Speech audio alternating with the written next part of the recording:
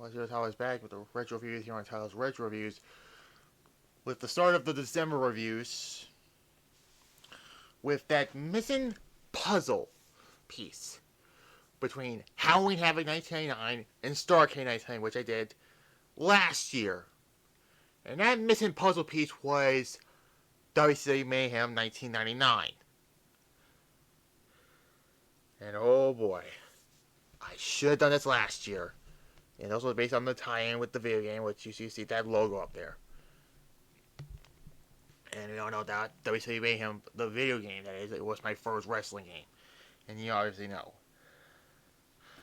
Seriously, why the fuck did I chose TLC 2013 over this pay-per-view right here? Because this should have been where I had done the right thing to do that going into Starrcade 99, but whatever, 1 year too late, I guess, but still.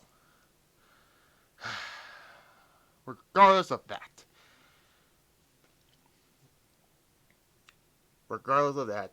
let's get on to it. And also Saturday, you'll see my WWE Raw 2 video game review also. And yeah, let's get on to this finally. November 21st at the Air Canada Centre in Toronto, Ontario, Canada. This pay-per-view replaces the World War III pay-per-view concept.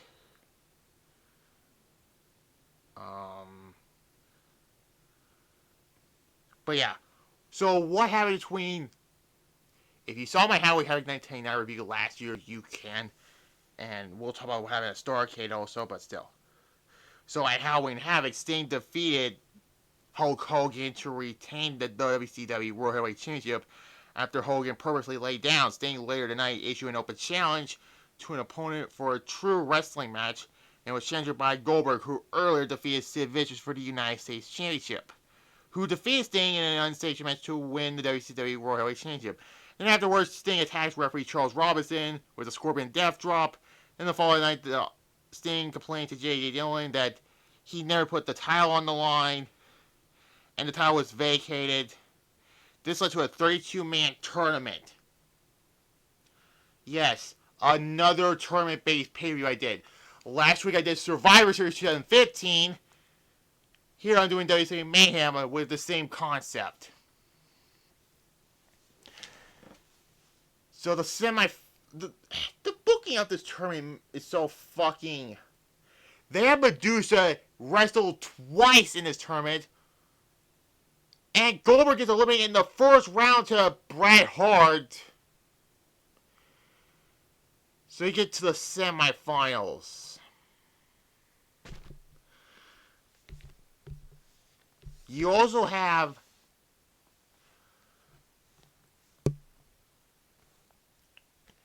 people getting rent out of the tournament like DDP and Meng. So,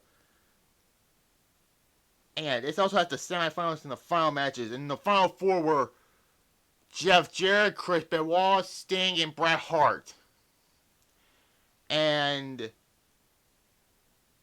yeah, there are also some other matches like Goldberg versus Sid, and there's 12 fucking matches also on this pay-per-view also.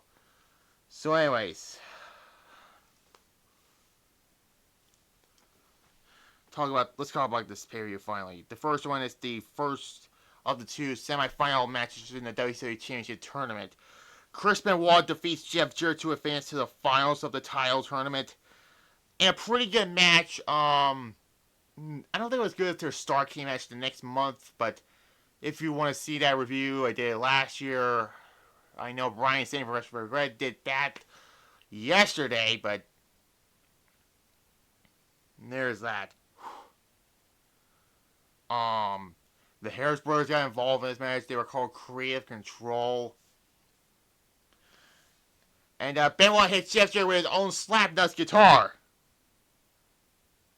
And he moves on to the finals. And then also Dustin Rhodes comes in to help Benoit to make sure Jarrett doesn't go into the finals. So there's that. I give it a 7 out of 10. Afterwards, Jeff Jarrett beats up Disco Inferno in the back when he's getting interviewed. So there's that.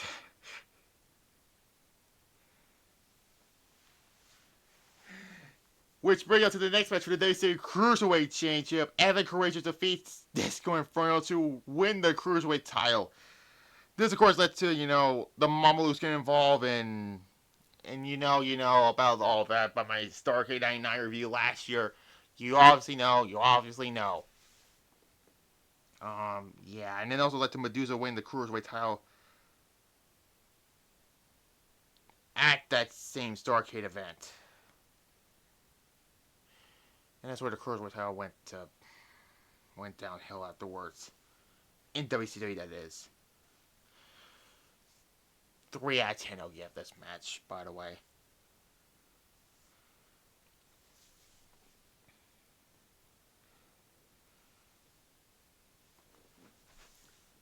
Then we get the hardcore match for the inaugural Hardcore Championship. Norman Smiley defeats Brian Knobbs to become the first WCW Hardcore Championship. A lot of people saying Norman Smiley was like the Crash Holly of this division.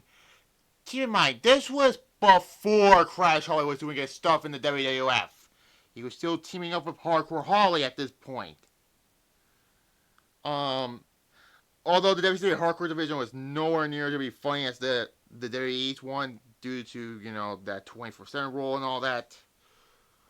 But it was fine for what it was. By the way, the design of that is not the same design as the WWE games were. The WWE games version of it is a different design of the Hardcore title. And that design of the WWE version, WWE Hardcore title, is shit, by the way. They fight in the bag, they go into an elevator, and Jimmy Hart inadvertently cost Brian Knobbs the Hardcore title, and there's that. And then this led to, Finlay trained Brian Knobbs to be a military soldier or something like that. I don't fucking know. 5 out of 10. Norman Smiley was like the best thing about this hardcore division. Yeah.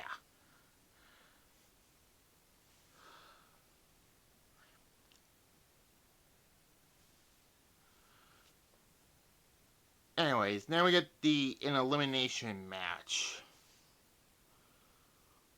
with the Revolution of Perry Saturn, Dean Malenko, and Asia, who was a China ripoff, defeats the Filthy Animals of Billy Kidman, Eddie Guerrero, and Torrie Wilson. Yeah. It was a fine elimination match.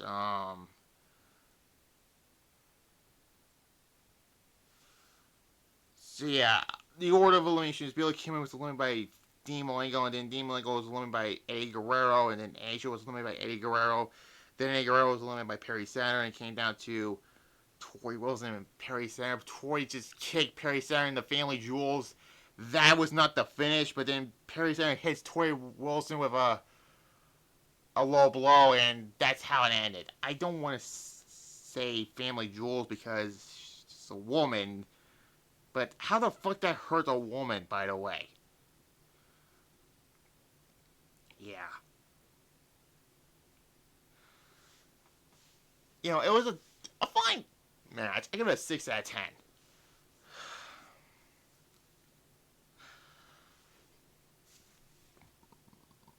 Anyways, then we get a retirement match between both Bagwell defeating Kurt Hennig, because Kurt Hennig in this storyline was being forced by the powers that be that if he loses by pinfall, he loses his career. But he found ways to define them, getting disqualified or getting losing by submission or getting counted out and stuff like that and stuff like that. But whoever loses by any means necessary, apparently they lose the match.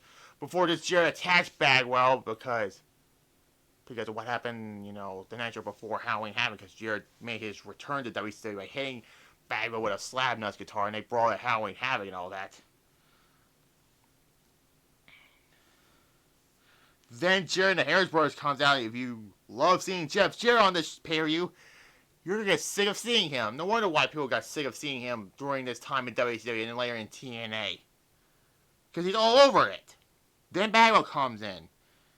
And the match happens. Bagwell won. Kurt Hennig's career is over.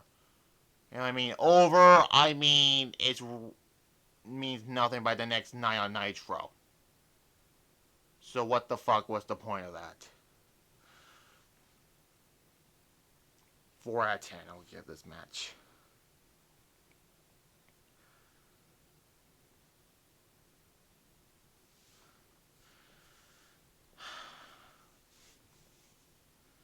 Then we get the other semifinal match for the WCW World, the vacated WCW World Heavyweight Championship, that is.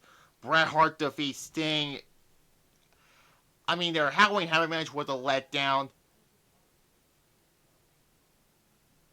This was better than the last time they faced off, but Lex Luger got involved, and this led to, Luger versus Sting at Starrcade and Uncensored. The match was stopped by DQ. You thought Bret got disqualified and Sting won, right? Nope, the match continues. Also, Sting was apparently the one who was announced by got disqualified in the match, but how did that make sense? But Bret Hart wants the match restarted, and Bret Hart won, and they show respect afterwards, and there's a 6.5 out of 10, but yeah. The main event now is going to be Benoit versus Bret Hart. Then we got a dog collar match. Vampiro defeats Berlin. Next. Of course, Oklahoma, a.k.a. F-Rock, portraying as Jim Ross. Fuck this whole thing. 0. Dr. Death comes out and comes in the ring and attacks Vampiro and all that. That, of course, led to Starrcade and all that. I already mentioned it, so I'm not going to talk about it again. Fuck that whole thing. Anyways, then we had Meng defeating Lex Luger. I think it was better than their Halloween Havoc 95 match, but still. Luger was in a neck brace, although in the match he interfered with Sting and Bret, he didn't have the neck brace on. What the fuck? So yeah, Elizabeth inadvertently caused Luger the match. Meng won with a talking death grip, and of course this led to Sting versus Luger at Starrcade, where Liz swerved Sting in that match, and you know. So yeah, 5.5 out of 10 I'll give it. It was also around the show. Scott Hall was crowned the television, and he was the United States champion around this point because he won that one of the worst ladder matches ever. It was Scott Hall, Sid, Bret Hart, and Goldberg, and it was clunky and terrible on that Nitro. And also, Rick Steiner was supposed to be facing Scott Hall here, but Hall won the television title, and we all know what's going to happen with the TV title. It gets thrown into the trash, like a week after this pay-per-view, or something like that. So we issued an open challenge, and Booker T accepted, so we got that match for both the United States and television championships. Scott Hall defeats Booker T in this match. A fine match, but then you got Jeff Jarrett and the Harris brothers got involved. Again. This is the last time we'll see them on this pay-per-view, by the way. And yeah, a 6 out of 10. It could have been better, but it's Interference City. That's all I have to say. Of course, Jarrett and the Harris brothers got involved, and then Midnight comes in and saves the day, and there's that. Another buffed up woman. Anyways, then we get this. A lot of people saying this is a match, but there was no match. This wasn't even a match, really. It was David Flair and Kimberly, but technically it wasn't a match. So this whole thing started when DP defeated Ric Flair at Halloween Havoc. And then the night after, David Flair rolled DP off TV with a bunch of crowbar shots, and this, of course, led to him getting written off so he can film the Ready to Rumble movie, 25-year-old movie, guilty pleasure of mine, you know. But then we get this whole thing, which, what the fuck was this? I mean, Kenny comes in and attacks him. There was no bell, by the way, so David Flair hits Nick Patrick with a crowbar, and I love how he sells everything, but still. Then DP comes in with a diamond cut, and then Arn Anderson comes in and stops this whole thing, but then Dave Flair attacks Arn Anderson. For what reason? No reason at all. This wasn't a match. So no grade. So I hate to be the one to say that, but this wasn't a match. It was just a random fucking segment on pay-per-view. Why? And I thought WWE was bad with this when Vince was around. With angles disguised as matches. But anyway, let's get on to the second to last match on this pay-per-view. Finally. An I Quit match between Goldberg defeating Sid Vicious to win this match. They had a fucking barn burner of a match at Halloween Havoc. And yes, I said barn burner because it was a fun match. It wasn't as great as that one. This match wasn't as great as that one, but still, it was still a good match. I mean, let's be fair. The build to Halloween Havoc 99 was fucking funny, where Sid found some destroyed cars of his. He says, "Oh my God! What happened to my car?" and all that. Why me? Why me? And all that. But during this whole thing in the feud, Sid said that Goldberg said I quit. They showed a tape of it, and it was a dumb voice of Sid saying, I quit. And I'm like, I don't think Goldberg ever said that in the match at Halloween Havoc. This was fine, but I never like I quit matches anyways, but still. Goldberg wins, and then the next night, Sid becomes a babyface. Which led to Goldberg versus Kevin Nash in that fucking powerbomb bullshit at Starrcade. And Goldberg, by the way, was going after the world title, which we all know.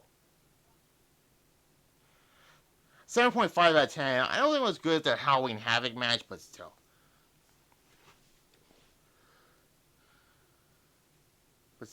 And then finally, the main event, the tournament finals for the vacated WCW World Heavyweight Championship. Bret Hart defeats Chris Benoit to win the WCW World Heavyweight Championship. Yeah, Bret finally won the WCW title, but I'd rather have Goldberg or Sting win this tournament to win the title, but I get why Vince Russo wanted Bret Hart to be the champion, but we all know what's going to happen in a month from this pay-per-view. Starrcade, The Kick, blah, blah, blah with Bret Hart, blah, blah, blah. Fuck you, Bret Hart, okay? It's not Goldberg's fucking fault that he kicked you in the head, okay? You've been kicked in the head by Shawn Michaels far too many times. Anyways, enough of that rant on him. I mean, yeah, you probably will understand why I never liked Bret Hart. This was still a good match, still. The outsider is gonna fall. Scott Hall took out referee Charles Robinson. The Robinson bump. That's every time I'm just gonna say that when Charles Robinson gets bumped, because we all know he's the best bumping referee. They attacked Benoit, but not Bret Hart, which is foreshadowing, perhaps. Goldberg comes in, he stops the Outsiders for doing stuff like that, and Bret Hart won the title, like I said, and we obviously know Starrcade 1989, you can see that right there, on this channel that is, and there's that 8 out of 10 I'll give it. Oh well, it was a solid pay-per-view. It's honestly better than the next pay-per-view, which we talked about. We know what that pay-per-view is. It's Starrcade. We know. You know. I know. Everybody in the world knows. And there's that. But I would give it a 6 out of 10 for this pay-per-view. But we're going to stay in Mayhem Land, but we're going the next 2 weeks. We got to finish up the WCW 2000 book. Again. For this channel, that is. I know Brian Saint did it last month with his Mayhem review in 2000, but that's next week, WCW Mayhem 2000. And then the week after that, WCW Starrcade 2000. So, it's a WCW heavily month for this. Yay. So, yeah. I'm done for now, and like I said, Saturday we'll do my Raw 2 review, and I'm done for the night. So, there's that. Like this video, comment below. That's me on my main channel, by the way. Like this video, comment below, subscribe to. This channel is on vacation, and I'm done for night. Bye-bye.